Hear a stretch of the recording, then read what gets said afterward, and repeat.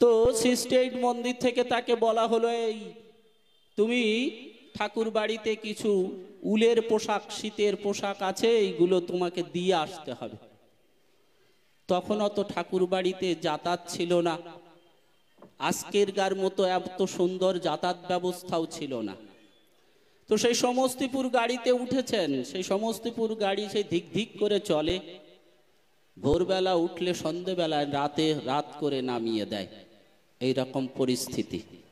এখন তো আমরা যেন রাজপুত্রের মতো যাই, গিয়ে ট্রেনে চাপলাম, 4 ঘন্টার মধ্যে ঠাকুর বাড়ি পৌঁছে যাচ্ছে। যাই হোক, তিনি ট্রেনে চেপে যখন যোশীডি স্টেশনে নেমেছেন তখন রাত হয়ে গেছে। কি হবে এখন, কি করে যাওয়া যাবে, অচেনা পথ। যাই হোক, এখনকার মতো এত জনবহুল শহর ছিল না তখন, জনমানব শূন্য। আর বিহার, সেখানে ওই ডাকাত দলের সর্দারদের, ডাকাতদের খুব উৎপাত। তো আমার ঋত্বিক দাদা যখন তিনি নেমেছেন, রিকশায় করে যাবেন, এই মতো পরিস্থিতিতে সেই পাহাড়ির রাস্তার ভিতর দিয়ে যাচ্ছেন, তো হঠাৎ করে তাকে থামানো হলো। এই তুমি কোথায় যাবে, কাহা যায়েগা?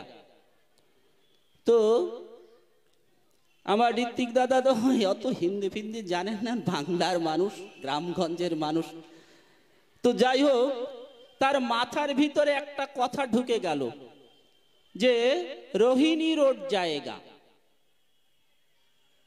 রোহিণী রোড জীবনে তিনি শোনেননি, জীবনে ও কথাও জানতেন না, কিন্তু হঠাৎ করে মাথার ভিতরে কে যেন বলে দিল রোহিণী রোড জায়গা।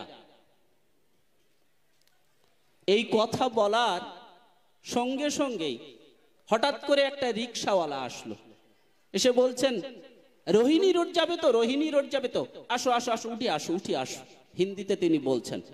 তাকে রিক্সায় তুলে নিলেন। তারপরে কিছু দূর এগিয়ে গিয়ে বলছেন, আপনি কোথায় যাবেন? তখন বলছে, আমি তো রোহিণী রোড বললাম, আমি রোহিণী রোড কোথায় জানি না, আমি তো যাবো শ্রী শ্রী ঠাকুর অনুকূল চন্দ্রের আশ্রমে। বলছেন, চলেন আমি নিয়ে যাচ্ছি। তিনি ঠাকুর বাড়িতে গিয়ে নামিয়ে দিলেন। তখন তার মনের ভিতরে এই প্রশ্নটা জাগছে যে আমি তো রোহিণী রোড সম্পর্কে আমার কোনো ধারণা ছিল না, আমি কি করে বললাম রোহিণী রোড জায়গা?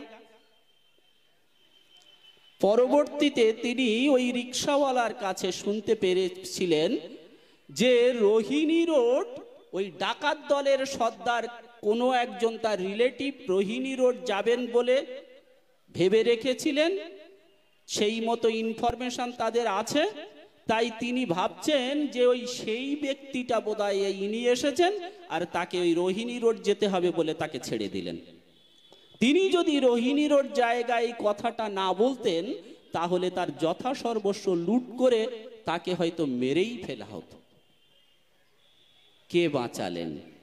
প্রশ্নটা এখানে। রোহিণী রোড সম্পর্কে কোনো ধারণা যার নাই, সে হঠাৎ করে বলছে রোহিণী রোড জায়গা। এই হচ্ছে পরম পিতা, তিনি আমাদেরকে এমন করে রক্ষা করেন। কি করে রক্ষা হয় আমরা কেউ বলতেও পারি না। এই পরম পিতাকে আমরা ধরে আছি, ইনি হচ্ছেন আমাদের জীবন রথের সারথি শ্রী শ্রী ঠাকুর অনুকূল চন্দ্র।